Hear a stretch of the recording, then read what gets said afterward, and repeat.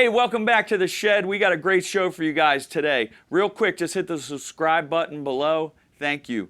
It's been a minute since we've done a Shed video. I've been making a lot of new music. We had Don't Give Up On Me come out in May, and we got a bunch more ready. You're going to hear them real soon. Thank you for sending your questions in. We're going to get to a bunch of them today. Just keep them coming. We read it all. We want this to be a space for you guys to get inside of my head and get crazy, you know what I'm saying? The more questions you ask, the deeper we can go. So, without further ado, let's do it.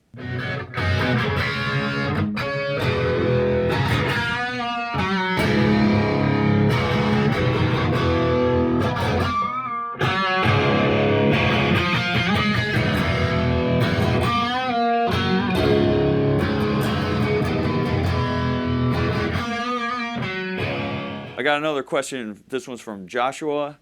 How did the solo in Miami come to be? It's awesome. Thank you, Joshua. That's obviously from Louder Now and Taking Back Sunday album. That solo has a little story to it. I always like guitar solos, but they wouldn't always fit in Taking Back Sunday songs. But we finally found one. We needed something, and we had heard The Middle by Jimmy Eat World, and Adam was like, you know, I like that guitar solo a lot. There's a little solo halfway through that song, and why don't you do something like that? And I was like, yes, green light for guitar solo. And so I went in, and to be honest, I don't know how much Eric Valentine, the producer, was really interested in a guitar solo. I don't know if he was into it or not, because he was like, I want you to produce your own guitar solo. So I went in Studio B, the smaller room at his place, with Matt, one of his engineers, who's also a great producer nowadays. I went in with him, and it was just me and him, and we kind of got to do what we wanted. And he suggested this pedal that I had never heard of. It was kind of before the million boutique pedals that we have now that do so many cool things. This one, I had never heard anything like it. It was the Z-Vex Fuzz Factory, and of course I've owned a few of these since doing that solo, because I really like the pedal. It's a testy pedal. It's very noisy, and it has compression and a gate to it, which give it these weird, odd timbres, and you can hear it at the end of the solo when it trails off. You hear like the noise of it. So I went in and did it, and then like Eric really didn't hear it until we were doing vocals. And there's this really, you can find it on YouTube still. There's like we used to do these webisodes, and there's this, Eric's setting up the track for vocals, and someone's filming him, and Eric's the producer, and he hits play, and you know, he's listening to the song, and it gets to the solo, and it comes in, and it's like way too loud, like, you know, 100 dB too loud, and he's like, whoa, and he kind of like, whoa, and he finds the knob and turns it down, but he's totally like doesn't even know what he's hearing because he hadn't heard it yet. What's up? This is Fred. Oh, wait, hold on. What's up? We're here in the studio. My name is Fred from Taking Back Sunday. Yeah, let's try that.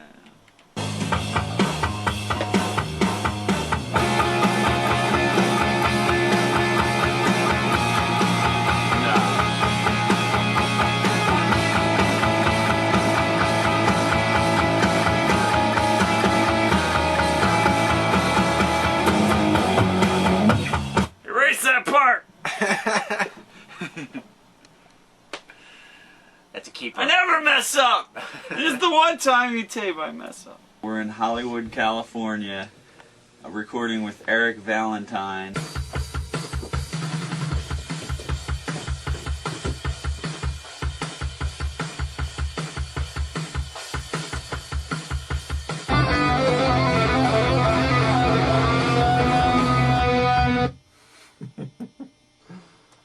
Oh boy.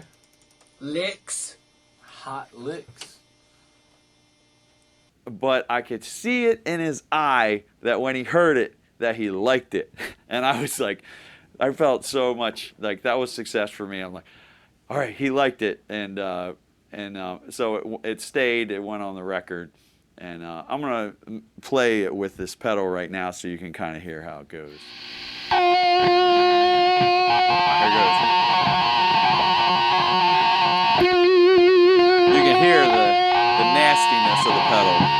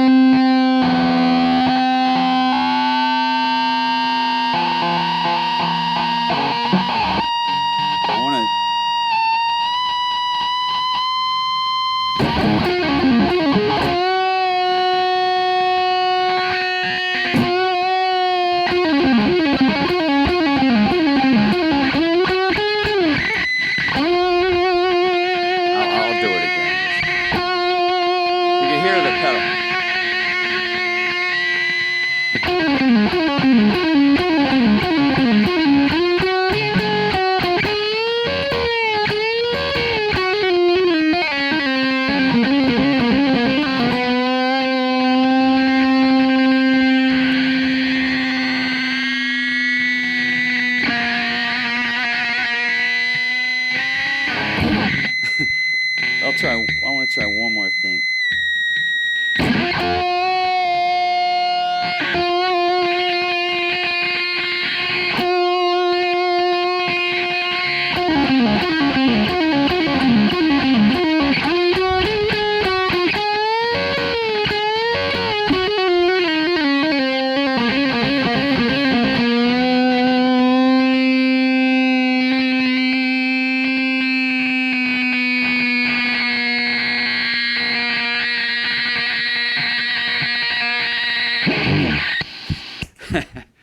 So that's how that goes.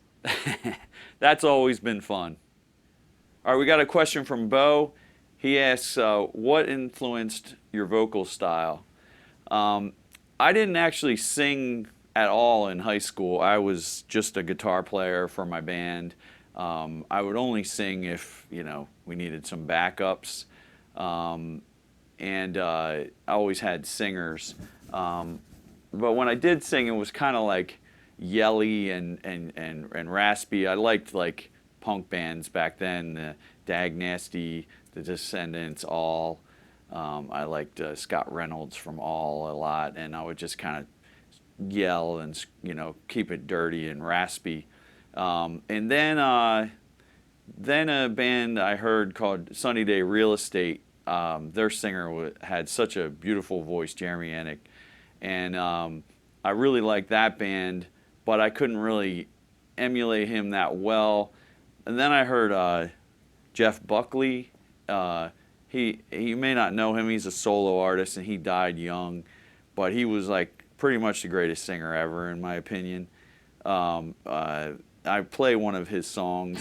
He has a style that you hear a lot of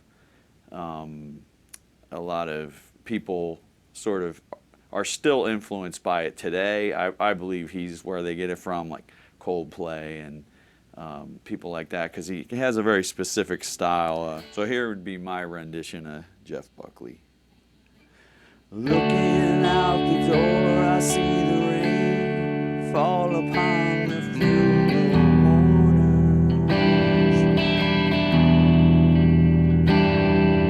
parading in a wake of sad elation as the streets fill up with water.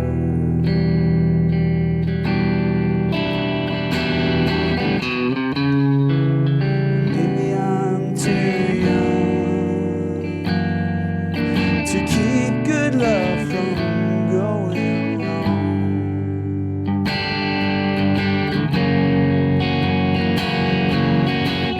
Sometimes a man gets carried away. He feels like he should be having his fun, but much too blind to see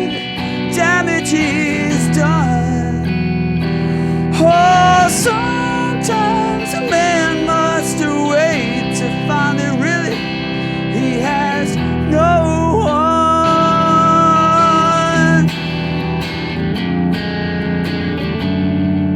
So I wait for you and I burn. Will I ever see your sweet return? Oh, will I ever learn? Sweet loving, it's not too late.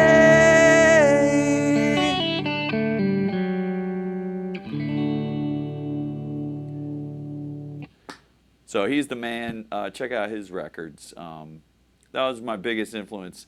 Then I got into Taking Back Sunday, and they wanted me to start screaming again. So I kind of had to develop my own sound from there, with a little bit more aggressive to Adam's more pretty.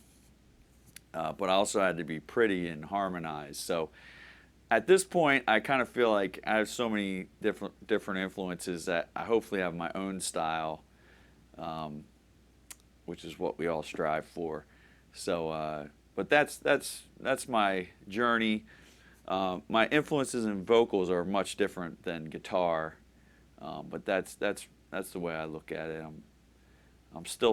I still love doing both. So another question. This one's from Ian. Do you ever let the complexity of your songs bother you, either too simple or too hard? That is like often, that's a constant battle actually, especially for a guitar player. You know, in jazz school, they always said guitar players play too many notes, but we didn't have the luxury of holding a note for 5 seconds like a saxophone or a trumpet. We have to. This isn't real exciting, But of course, guitar players' simplicity would be strumming a chord versus playing a riff, and that is a constant battle because as a musician, you want to have all this interesting stuff in there, but not everyone wants to listen to that who's not a musician. You don't want to have an audience of 10, so. And that was like Breaking Pangaea. I would actually classify basically as math rock emo because we were always changing up the time signatures, basically keeping it interesting for ourselves. And I feel that we were like a band's band. Like other bands liked us, but I don't know that your average high school kid liked us back then. So it was a struggle. We were influenced by other sort of technical bands. Like a band that I think does technical really well is Coheed and Cambria. They have these real notey, riffy songs with interesting time signatures, but they always throw in the pop chorus to bring you back. And that's an art right there. So definitely there's a couple other elements like I try not to let accessibility be a factor for me. I want people to relate to my song, but I don't want to dumb it down. But you also sometimes, like in a situation like Taking Back Sunday, where we're on Warner Brothers, we have a top-notch producer working with us, he's trying to influence it and make it as likable as possible to the biggest audience. And so luckily we were able to still make pretty good rock records and have a lot of cool stuff in there, even a guitar solo or two, and some nice instrumental parts, but still still have it be played on the radio or MTV2 or whatever, and that's like the best of both worlds. So, with Color Fred, I wanted to make it what it was on the first album, which was basically a pop thing. I wanted to show that I could do simple, and a lot of those are more chords, get out, you know. I walked up to a drive-through, had to hitch a ride to get myself fed. It was late, but I know it's never too late to call you. You know, I was trying to, it was all about the lyrics at that time, telling a story. That's what I was really into that year. But, you know, something like the new song, Don't Give Up on Me.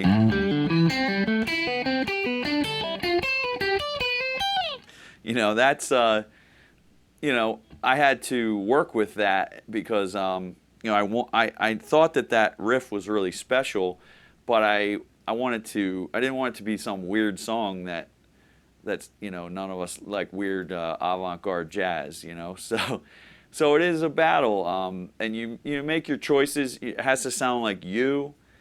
You want to put in the things, but that you can pull off on your instrument, but you don't want to do it just because it makes you happy. You know, you have to think about, would everyone think this is cool?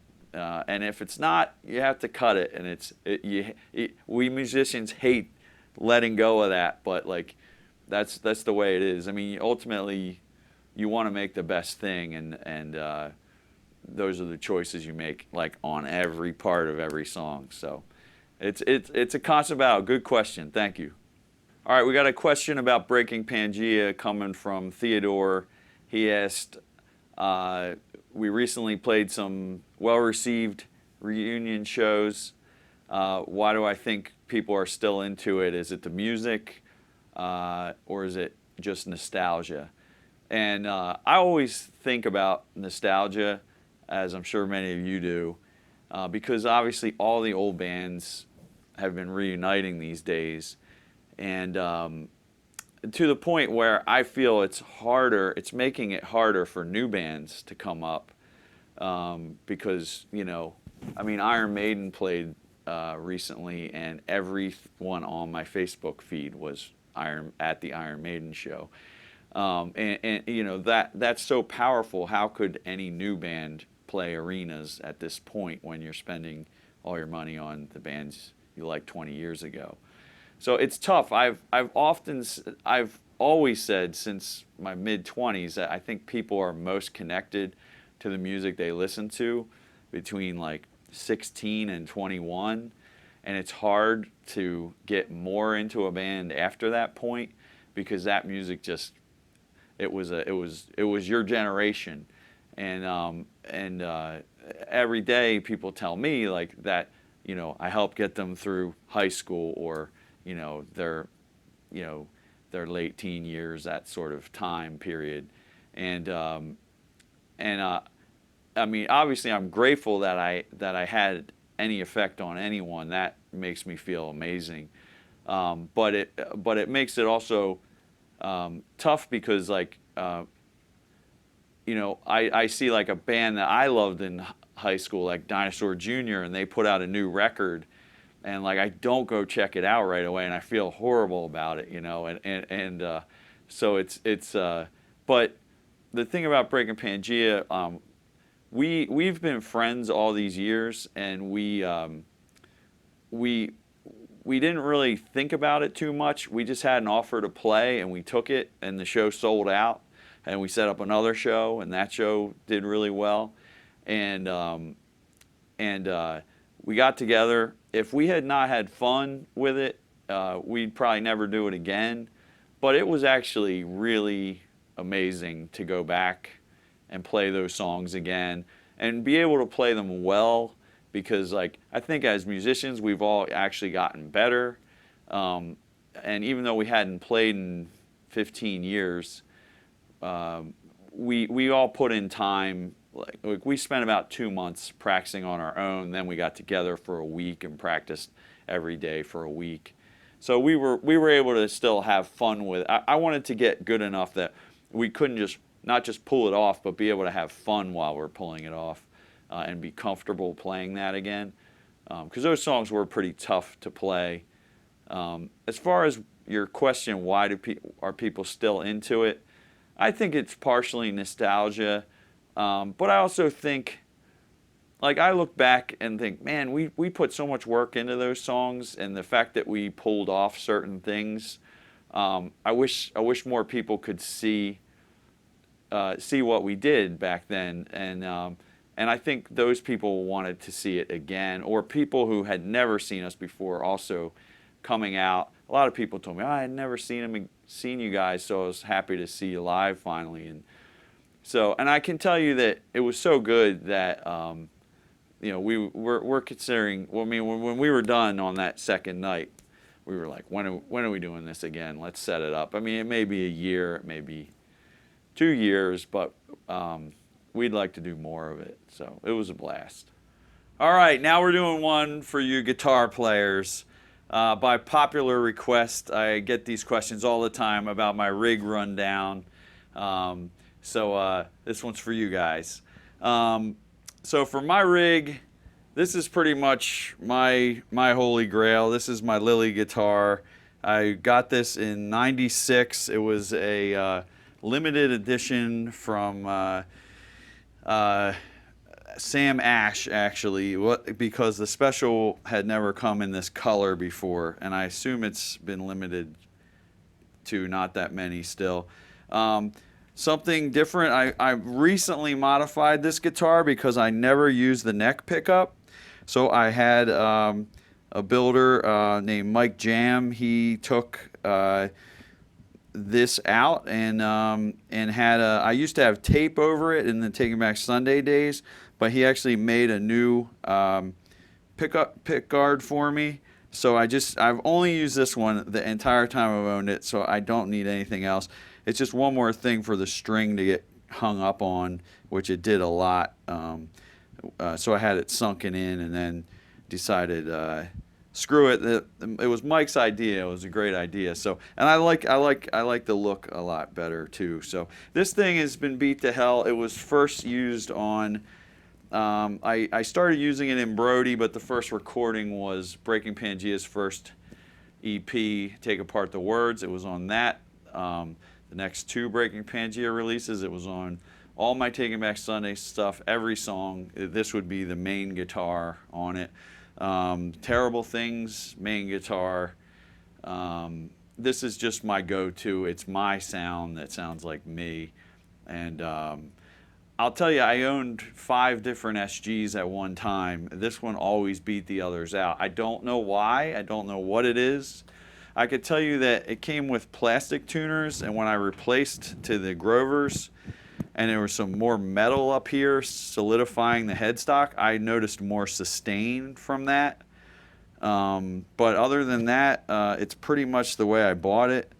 There's a nick right here because I was playing at the Gorge in Washington State, and I was playing like this. And Adam Lazarus was swinging his microphone. It came around, smacked my thumb, and to the point where the next day my thumbnail came off. It was bad, and you can see what it did to the wood. My thumb was no match. So that's one of the battle scars that this thing has. The Lily I put on here because I was playing for my very first time on TV on the Jimmy Kimmel Show, and my daughter was just an infant who would not be able to watch it or remember it. So I put this on here so that when she was older, by the way, she's 17 now, she could look that video up and see, oh wait, Daddy was thinking about me. So that's what that's all about. All right, this band stopped by in between performances with their buddies Blink-182 long enough to make their network television debut here tonight, doing the song Cute Without the E, cut from the team. Here they are, Taking Back Sunday.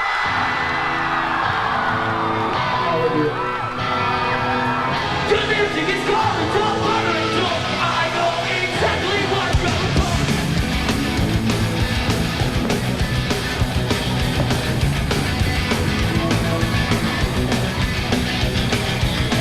With everything you get, everything that you want, which would you prefer? My finger on the trigger, me face out down across your floor. I also had a Scout guitar for the next time I was on TV. So, so that's the guitar in essence. The next thing would be my head. This is a JCM 800 2203. It's a 100 watt.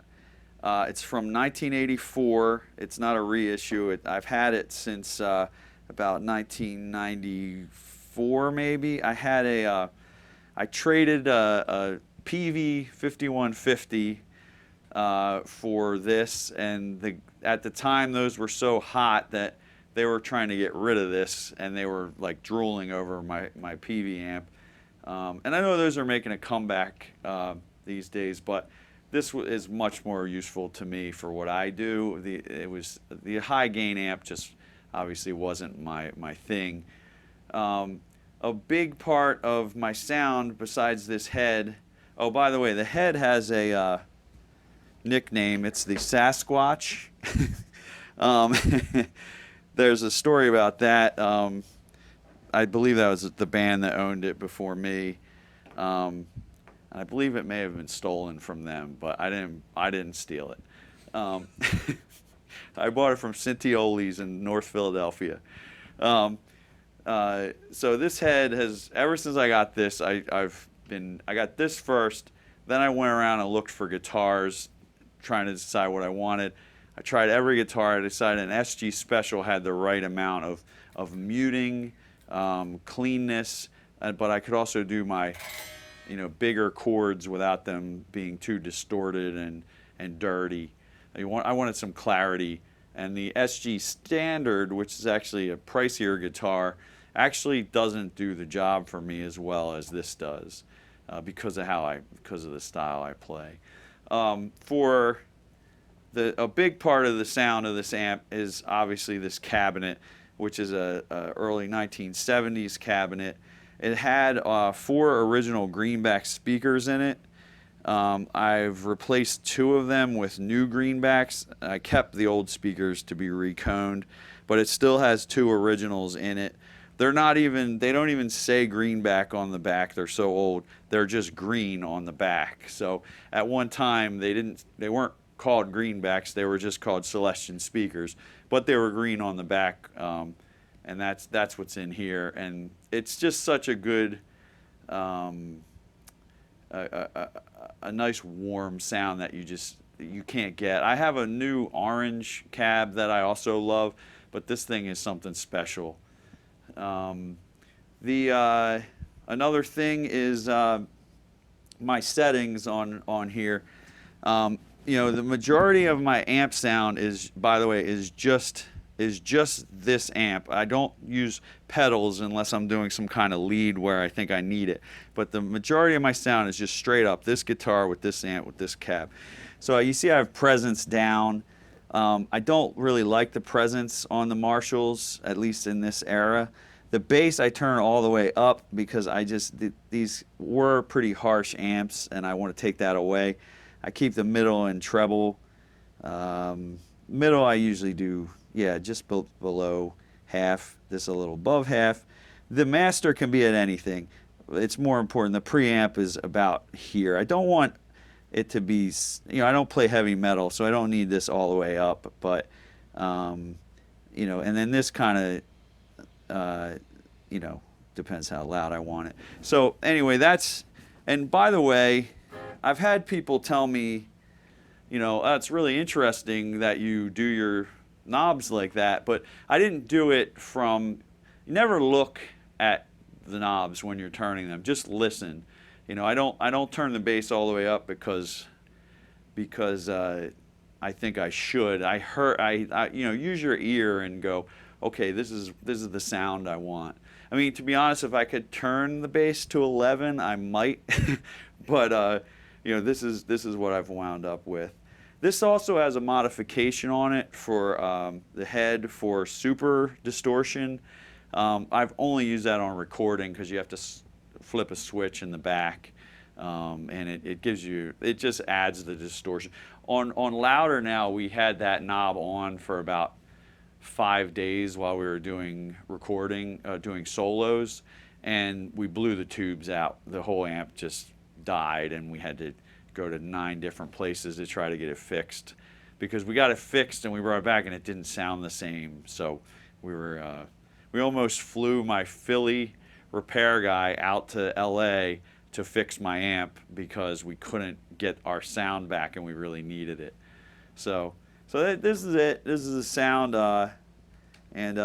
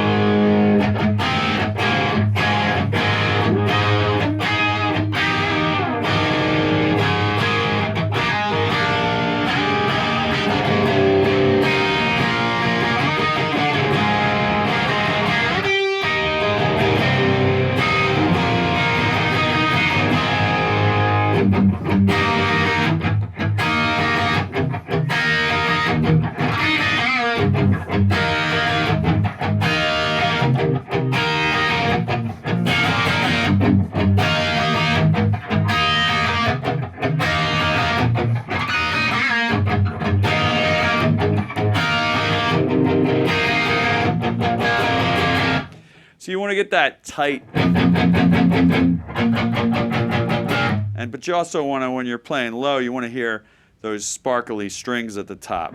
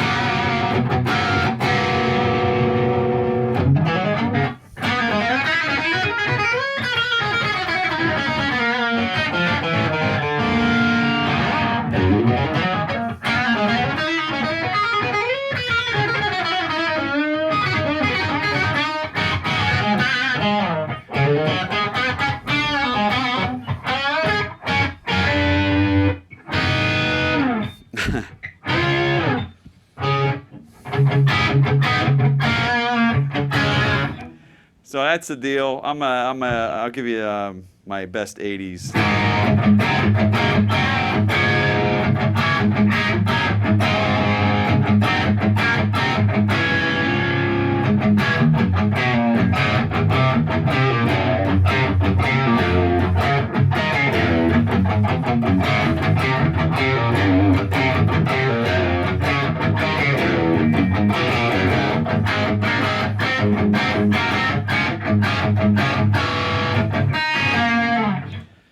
I'll give you $1 if you can guess what song that is. But yeah, the 80s is when what these amps are really designed to play. You know, this is what Slash played. And